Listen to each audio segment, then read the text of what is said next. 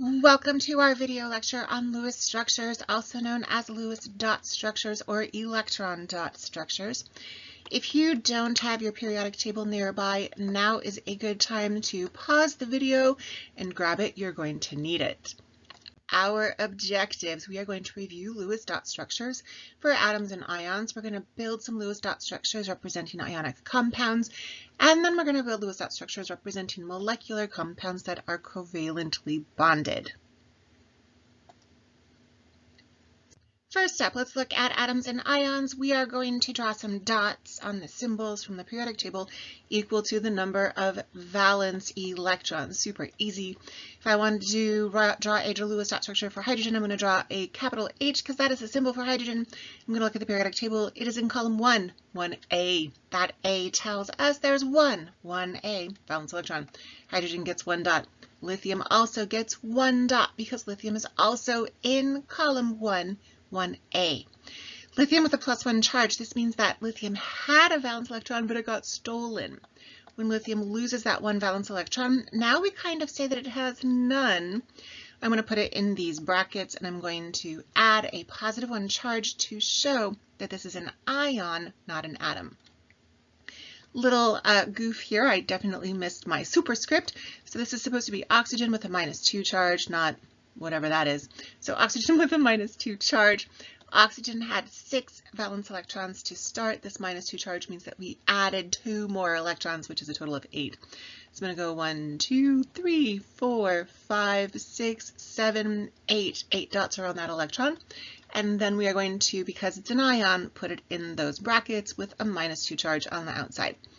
Chlorine, the atom, is in group 17 or 7A. That means 7 valence electrons. 1, 2, 3, 4, 5, 6, 7. No charge on this guy, so no brackets needed. This one, however, yes, we need some brackets. That -1 charge means that we added 1 electron, so we went from 7 to 8. Chloride has 1, 2, 3, 4, 5, 6, 7, 8. And because it has a charge, we're going to put it in brackets and show that charge on the outside.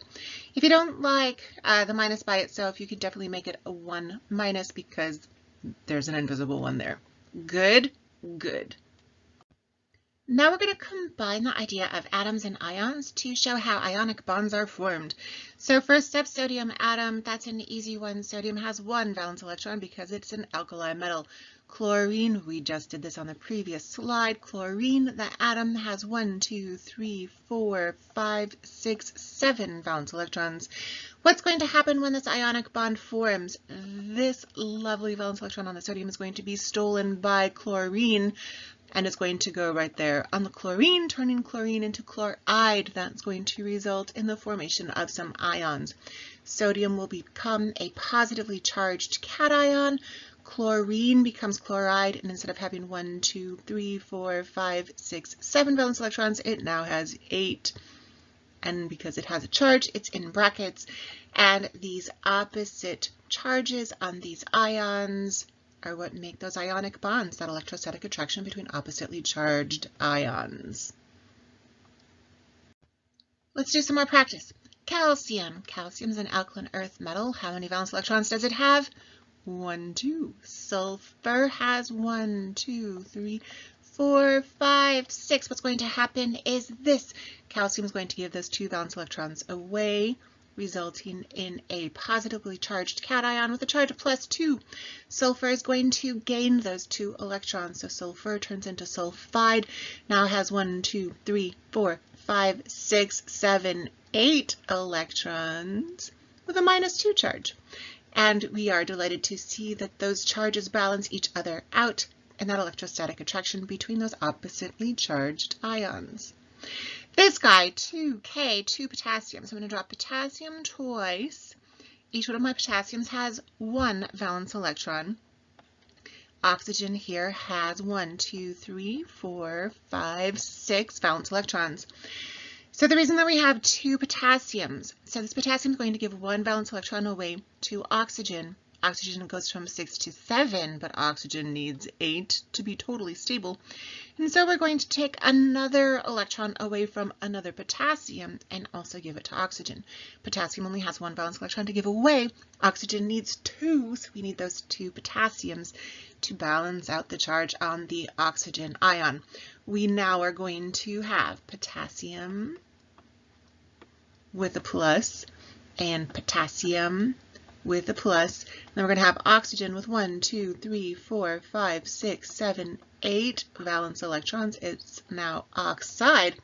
Oops, I should have drawn this plus on the outside. My bad. Good. Good. And we can see that our charges are balanced. I've got +1, +1, -2, +1, +1, -2. Takes us to that balanced charge of 0. All right, so now we're going to get tricky. We've got some covalent bonds here to look at. We have more rules when we're looking at covalent bonds and molecular compounds. Rule number 1, I need to choose the central atom. The central atom is going to be the one that goes in the center. It's never hydrogen, it's never fluorine. It's going to be the atom that can share the most electrons, the one generally that has the lesser number of valence electrons. Our second rule, we're going to count up all of the valence electrons and find the sum of the valence electrons for all of the atoms in the bond. We're going to draw electrons in pairs between the atoms first. And then we will distribute the electrons that are left over as needed. So central atom, if I've only got 2 guys, there's really no central atom, right? There's nothing in the middle of 2 things. So I'm just going to draw my H and my F. Next up, I'm going to count up valence electrons and add them. Hydrogen has 1 valence electron, fluorine has 7. When I add those up, there are 8 electrons.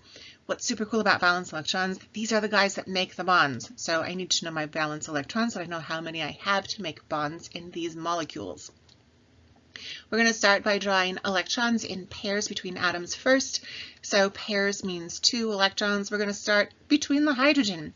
Crazy thing, most atoms want to get to this octet rule. We want 8.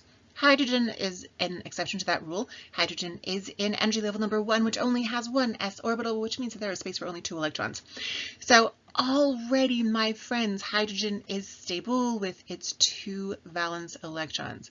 And if I draw kind of like a Venn diagram, circle-ish kind of dealio, I can see here that hydrogen has 2 valence electrons. Fluorine does not want 2, fluorine wants 8, but I have 8 total valence electrons to work with. I've only put 2 on the screen already. So I'm going to put the other 6, 2, 4, 6, just like that. And again, if I draw a Venn diagram like circles, I see that fluorine has 8. 1, 2, 3, 4, 5, 6, 7, 8.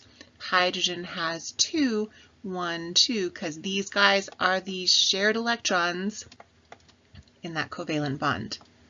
Let's do water, H2O. 2 H's, each one of those has 1 valence electron. Oxygen has 6. We add those all up and we have 8 electrons total. We're going to pick our central atom. Hydrogen can only share 1 electron. It's never ever going to go in the middle. Oxygen needs to make 2 bonds. It's got 6 right now. It needs 2 more, which means that it can make 2 bonds. So we're going to put oxygen in the middle. We're going to put hydrogen around the oxygen. Those 8 valence electrons, we're going to start with pairs between the atoms. There's a pair between the atom. There's a pair between the atoms. I have now run out of between atom locations, but I've only used up 4 electrons and I have 8 total to put on my molecule. Remember that hydrogens are happy at only 2 valence electrons. So my hydrogens are already good to go because they each have 2 electrons, 2 electrons. That oxygen, though, he needs more to get to a stable place. Oxygen needs to get that octet rule. 8 is great. So these last 2 pairs of electrons, those last 4 electrons, I'm going to put on just the oxygen. So if I draw, again, Venn diagram like circles, my oxygen now has 2, 4, 6, 8 valence electrons. Hydrogens each have 2. Everybody is stable. Let's look at CH4. CH4 is methane. We could also call it carbon tetrahydride. Carbon has 4 valence electrons. Hydrogen each has 1, but I've got 4 hydrogens, so 1 times 4 is 4, plus 4 is once again 8 valence electrons. Who's going to go in the middle? Never hydrogen. I'm going to put carbon in the middle. I've got 1, 2, 3, 4 hydrogens to put around the carbon. 8 valence electrons. We're going to start by putting them in pairs between the atoms. There's a pair, there's a pair, there's a pair, there's a pair. Hey, I've already used up all 8 of my valence electrons. Is everyone stable? Hydrogen's got 2, hydrogen's got 2, hydrogen's got 2, hydrogen's got 2. Hydrogens are all good, but what about those pesky, not those pesky, that pesky carbon? Well, guess what? Because we're sharing those electrons, carbon has 8. 8 is great, except if you're hydrogen, in which case 2 is pretty cool. This guy is good. When we're drawing our loose dot structures, you do not have to draw those circles. I like to do it just to make sure that I've gotten all the electrons that I need on all of my atoms, but you certainly could leave your Lewis dot structure without the circles. It could look like that, and that would be perfect. All right, let's do NH3. Nitrogen has 5 valence electrons. Hydrogen each has 1. There are 3 of them. 1 times 3 is 3 plus 5 gives us, hey, what do you know? 8 valence electrons once more. Nitrogen is going to go in the middle because hydrogen never ever does. We can go hydrogen, hydrogen, hydrogen like this, but we don't have to. We could definitely put a hydrogen here instead, or we could definitely go like that instead. Doesn't even matter as long as you have those 3 hydrogens somewhere around the nitrogen. Next up, I'm going to put my electrons between the atoms in pairs. So there's a pair, there's 2, here's 4, here's 6. So all of my hydrogens are good. Hydrogen each has 2 valence electrons. So those hydrogens don't need any more. Got 2, got 2, got 2. Right now, nitrogen only has 2, 4, 6. That's a problem, except I do have 8 valence electrons to work with here. And so I have one more pair that I can put someplace, and I'm going to give it to the nitrogen and not one of the hydrogens. So now nitrogen has 2, 4, 6, 8 electrons. Each of the hydrogens has 2, and this is good and happy. And all right, let's do some more practice. Let's remember our rules. Rule number 1, we're going to choose a central atom, unless there's only 2. F2, there's only 2 things. There's really no center if you only have 2. Number 2, we're going to count up our valence electrons. We're going to find the sum of all the valence electrons for all the atoms in our molecule. Step 3, we're going to put electrons in pairs between for the atoms first and then around after that. So fluorine has 7 valence electrons. 7 times 2 is 14. We're going to start in the middle between our atoms. There's 2. And then I'm going to go 4, 6, 8, 10, 12, 14. We did it. Each of those fluorines has 8 electrons now. 8 is great. Octet rule is met. Let's do the same thing for oxygen. Oxygen has 6 electrons, 6 valence electrons times 2, 12 total electrons that I can put into some bonds. I have 2 oxygens, nothing in the center. 2 electrons between. There's 2, 4, 6, 8, 10, 12. Oh no, what shall we do? Well, there's another rule that I didn't tell you yet. Rule number 4, if you run out of electrons, you can make double bonds or sometimes even triple bonds. So what's that going to look like? I'm going to steal one of the pairs away from the electron, the oxygen on the left. There they go. I'm going to put them between the oxygens. So now if I draw my Venn diagram circles, this oxygen has 2, 4, 6, 8. This oxygen also has 2, 4, 6, 8. This is a double bond. I could also draw it with 2 little lines showing the double bond. If I wanted to do that for fluorine, I would only draw 1 line between them. These 2 bonds represent 2 shared pairs of electrons. 1, 2, 2 shared pairs of electrons in that double bond for oxygen. Let's do nitrogen. Nitrogen has 5 valence electrons. There's 2 of them. 5 times 2 is 10. Again, nothing in the center because nitrogen is just, there's 2 of them. There's no center guy. So we're going to start in the middle. There's 2, 4, 6, 8, 10. I have already run out of electrons, and even though one nitrogen is happy, the other one only has 4. That's bad. So we're going to make a double bond. I'm going to steal from the nitrogen on the right and put it in the center between the 2 nitrogens. So now the nitrogen on the right has 2, 4, 6, 8. Good. Nitrogen on the left is still only 6. 2, 4, 6 is not good yet. So we're going to steal another pair from the nitrogen on the right, and I'm going to add them also to the center. I have run out of space in the center. I'm going to draw them in a different color so you can see them better. There's 1 pair, 2 pairs, 3 pairs. 3 pairs of electrons. 2, 4, 6 total electrons between the 2 nitrogens. Our nitrogens now each have 8 electrons. 2, 4, 6, 8 for this guy. 2, 4, 6, 8 for this guy. Octet rule met, and this is a triple bond between the 2 nitrogens. Let's do CO2. Carbon has 4 valence electrons. Oxygen has 6. There are 2 oxygens. 6 times 2 is 12. 12 plus 4 is 16 valence electrons. Carbon's going to go in the middle because it can share more electrons than can oxygen. Carbon has a valence of 4. Oxygen has 6. Oxygen needs 2 bonds. Carbon needs 4. 4 is more than 2. 16 valence electrons. We're going to start between the carbons and the oxygens. There's 2. There's 4. 6.